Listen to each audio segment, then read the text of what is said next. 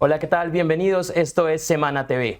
Nos conectamos en esta nueva oportunidad porque el próximo 7 de julio en Colombia entrará en vigencia una nueva norma que restringirá 6 productos considerados como plásticos de un solo uso.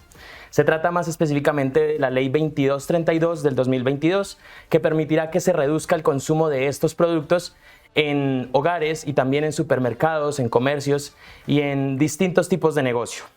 La prohibición ha generado una serie de cuestionamientos y de dudas en los consumidores colombianos que no saben cuáles no pueden volver a usar a partir de esta fecha. Y por eso tenemos hoy como invitado en Semana a Daniel Michel. Él es presidente de la Asociación Colombiana de Industrias Plásticas, Acoplásticos, quien nos va a despejar un poco más este panorama. Doctor Michel, bienvenido y muchas gracias por estar aquí con nosotros en Semana. Gracias, Esteban. Un saludo muy especial a toda la audiencia. Muchas gracias, doctor Michel. Para empezar, quisiera preguntarle por uno de los puntos más importantes de la norma y es cuáles son las novedades que trae esta reglamentación y cuáles son los productos que a partir del 7 de julio no se podrán usar en Colombia.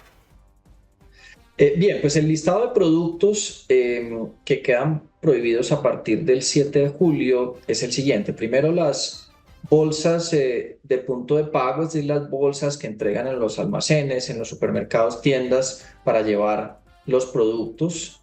También los rollitos de bolsas vacías que a veces se ponen en los establecimientos comerciales para empacar productos a granel. Igualmente, las bolsas de las lavanderías, las bolsas para el periódico, revistas, facturas, los pitillos, los mezcladores, los copitos en plástico y también los palillos que a veces se utilizan para sujetar los globos de inflar. Ese y solamente ese es el listado de productos que queda prohibido a partir del 7 de julio, con las excepciones que establece la ley, que incluyen, por ejemplo, productos biodegradables, productos fabricados con materia prima plástica reciclada, productos reutilizables que naturalmente no son de un solo uso. Hay una serie de excepciones adicionales, por ejemplo, bolsas para empacar alimentos de origen animal, carne, pollo, huevo, lácteos, bolsas para empacar bienes de la canasta familiar diferentes de frutas y verduras. Entonces ahí tenemos prendas de vestir, algunos alimentos, granos, entre otros. Entonces creo que es importante estudiar bien la norma para quienes estén en estos segmentos, tanto que fabriquen y comercialicen los productos plásticos como los establecimientos comerciales que los utilizan y distribuyen, para que conozcan ese listado de productos y el listado de las excepciones. Claro, con esta nueva normativa quisiera preguntarle si hay un proceso de transición para que el consumidor colombiano pueda adaptarse, digamos, a las nuevas dinámicas, porque, digamos, cuando hablamos, por ejemplo, de rollos de bolsas vacías en superficies comerciales, es decir, las personas que van a un Fruver, por ejemplo, ya no van a tener acceso a estas bolsas, van a tener, supongo que, llevarlas de sus casas. ¿Hay algún proceso, digamos, algún tiempo en el que el consumidor pueda adaptarse a la nueva norma? No se prevé un término. Incluso los establecimientos que tienen inventarios que les sobran, nos han preguntado si los pueden utilizar a partir del 7 de julio. Pues la respuesta es que no. Repito, eso sí, hay unas alternativas sostenibles que sí se pueden comercializar y distribuir en el mercado. Entonces esos rollitos, por ejemplo, sí pueden ser hechos con plástico biodegradable. Esos rollitos también pueden ser hechos con materia prima plástica reciclada. Esos productos sí se pueden seguir comercializando y distribuyendo. En el caso de las tiendas o los supermercados, pues las bolsas o los sacos reutilizables también. Y por ejemplo, esas bolsas o esos rollitos, si son en carnicerías, en algunos lugares que queden dentro de esas excepciones, por ejemplo, que distribuyan alimentos de origen animal o productos de la canasta familiar como el pan, como algunas prendas de vestir. Entonces hay que mirar como la complejidad de esas excepciones y con base en eso, dependiendo de cada caso, pues determinar si efectivamente quedan excluidos y qué tipo de productos plásticos sí pueden seguir distribuyendo. Entiendo. ¿Y a qué sanciones se ven expuestos los comerciantes, las empresas que no cumplan con la medida a partir del 7 de julio? Pues la ley establece como tres categorías de excepciones cuya aplicación depende tanto de la gravedad o de la de las veces que se repita la infracción como del tamaño del establecimiento. Esas tres tipos de sanciones son, por un lado, unas multas, unas sanciones económicas, por otro lado, el cierre temporal del establecimiento y, por otro lado, el cierre permanente del establecimiento, tanto a quien incumpla la fabricación del producto como la distribución del mismo. Entonces, aplica en esos dos casos. Ok. Doctor Michel, ahora quisiera que nos fuéramos un poco más hacia el lado del impacto de la normativa en la industria. ¿Usted cree que de pronto la industria plástica está preparada para este tipo de restricciones?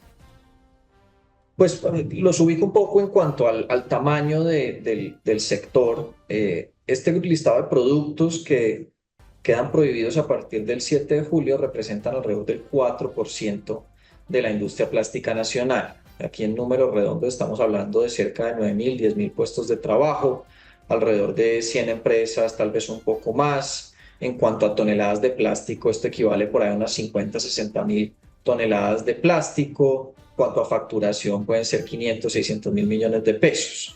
Ese es el tamaño de ese sector en la economía y el porcentaje que representa en el sector de los plásticos. Ahora, ese es el impacto, dijéramos, máximo si ninguna empresa logra ofrecer alguna alternativa sostenible que efectivamente, de acuerdo a la legislación, se va a permitir comercializar y distribuir, como son los productos biodegradables, los productos reutilizables o los productos hechos con materia prima reciclada.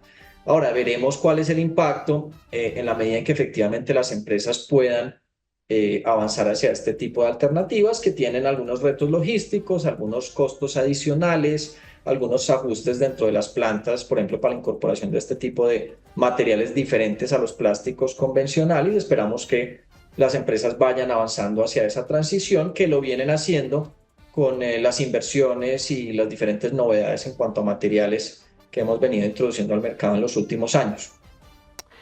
¿Ustedes desde Acoplásticos tienen de pronto alguna cifra del beneficio ambiental que podría representar esta normativa?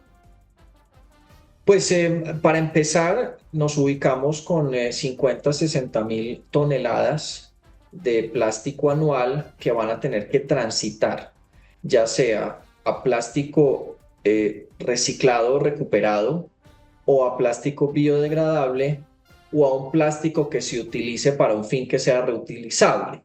Entonces, pues en ese sentido no es claro cuál va a ser como el impacto, porque dependerá de la manera en que las empresas se ajusten a este tipo de excepciones, pero pues lo que sí es claro es que en este caso habrá una migración hacia plásticos más sostenibles, ya sea plásticos circulares a través del reciclaje, o plásticos biodegradables, o plásticos que fomenten una reutilización de los productos. Y un elemento importante que establece la ley es que si un producto entre los que se van a prohibir lo fabrica una empresa que tiene prácticas sostenibles y ese producto plástico tiene un impacto ambiental menor que sus sustitutos en otros materiales diferentes al plástico, el producto no se prohíbe. Entonces también fomenta que las empresas tengan buenos estándares sostenibles, tengan, por ejemplo, una huella de carbono baja, tengan un impacto ambiental bajo, y si ese impacto ambiental lleva a que los sustitutos tengan un impacto mayor, entonces no queda prohibido.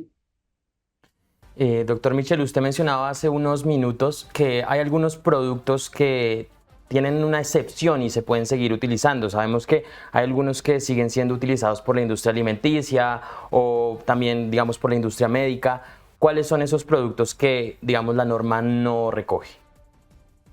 Creo que este es un punto muy importante porque ha habido confusión al respecto. Entonces, por ejemplo, entre lo que nos han preguntado, los vasitos, los recipientes, las cocas, los platos, los cubiertos y demás, esos productos no se prohíben a partir del 7 de julio. El vasito de los tintos de la calle, el salpicón, entre otros, eso todavía no se prohíbe en este momento.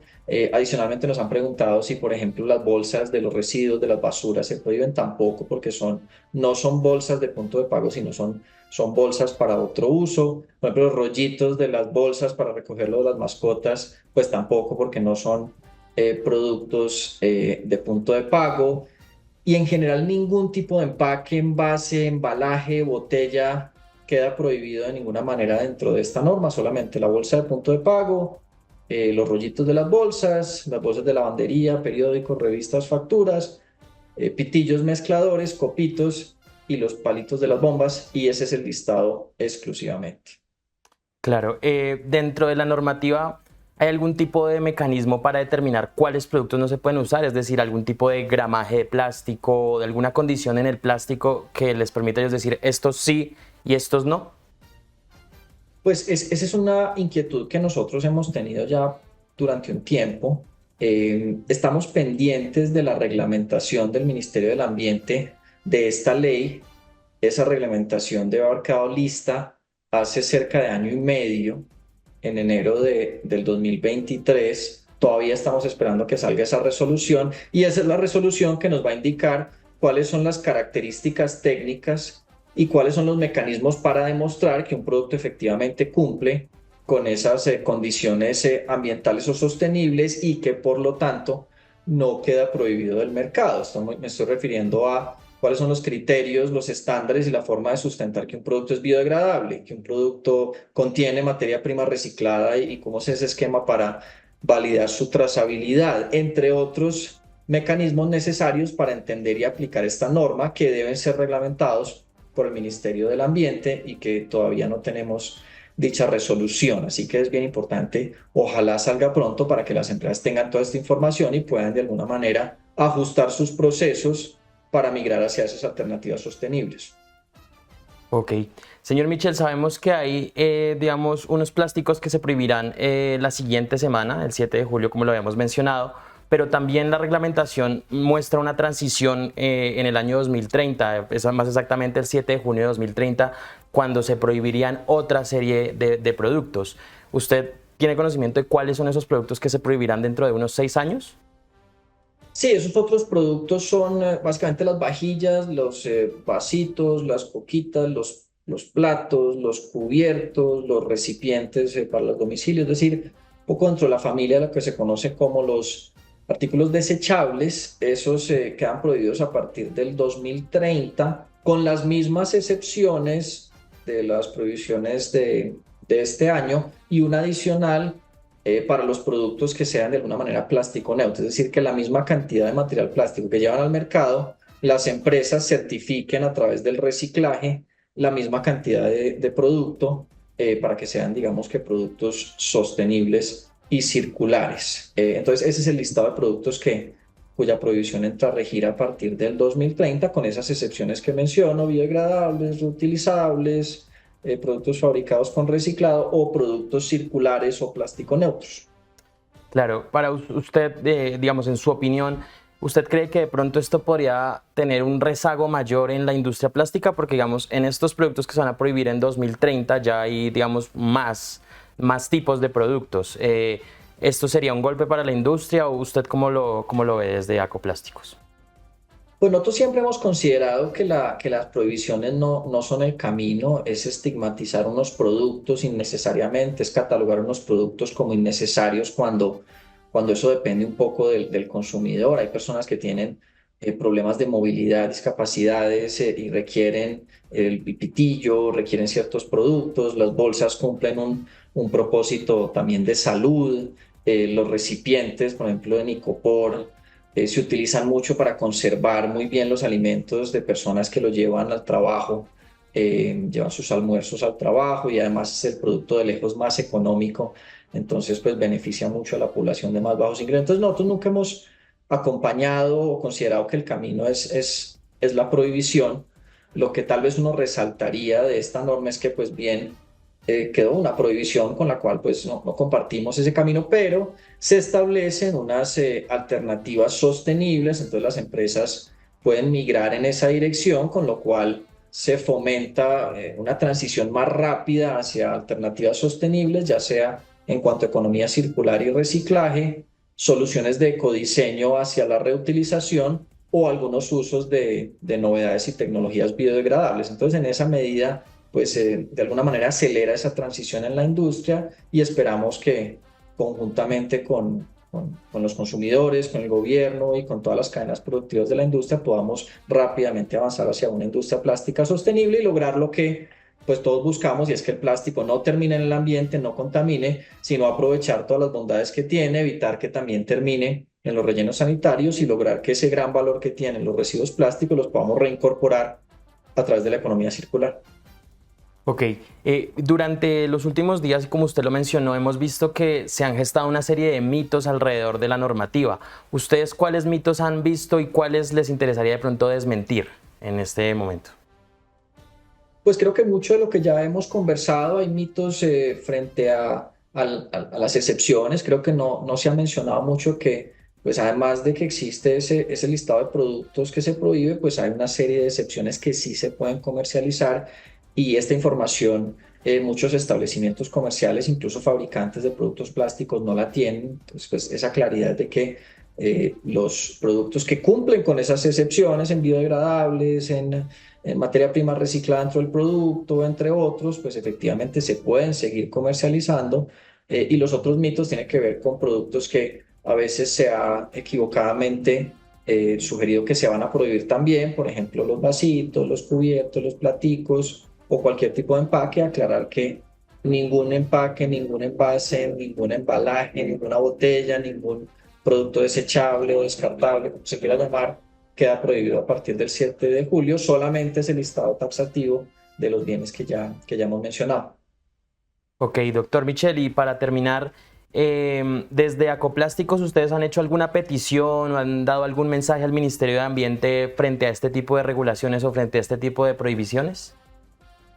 Pues nosotros lo que le hemos pedido al ministerio es que, pues teniendo en cuenta que se han demorado 1 año y medio en reglamentar específicamente las excepciones de la norma, no, no que no aplique la prohibición, porque la ley indica que así debe ser, sino que las empresas que cumplen con esas alternativas sostenibles que pueden seguir en el mercado tengan más tiempo para demostrar. Entonces, una empresa que lleva al mercado un producto, no sé, biodegradable, por ejemplo, las pruebas de biodegradación se demoran un tiempo. Eso no se hace en unos pocos minutos, sino que hay que simular unas condiciones para acelerar la biodegradación, a ver si el producto efectivamente cumple con los tiempos. Esas pruebas toman un tiempo.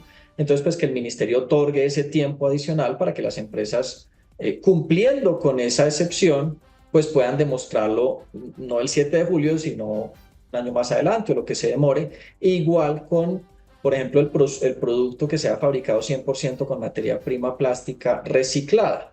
Para ello se requieren organismos certificadores que estén acreditados. Esa acreditación se demora un tiempo, entonces pues que haya como un tiempo para que, obviamente cumpliendo con que el producto es 100% reciclable desde el 7 de julio, pero que lo podamos demostrar a través del organismo acreditado un poco más adelante, una vez se cuente con esos organismos acreditados, que no se contaba con ellos porque no estaba reglamentado, porque no sabíamos cuál es la norma que se tenía que cumplir. Entonces, un poco de flexibilidad en sustentar que efectivamente se cumplen con los criterios establecidos para las alternativas sostenibles que sí se van a permitir comercializar en el mercado. Claro.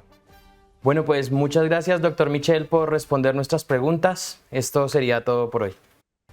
Y a todos nuestros seguidores, muchas gracias por acompañarnos en esta nueva entrega. Recuerden que pueden encontrar toda la información de Colombia y del mundo en nuestras redes sociales y en nuestro portal web www.semana.com. Somos el primer canal digital de Colombia. Hasta pronto.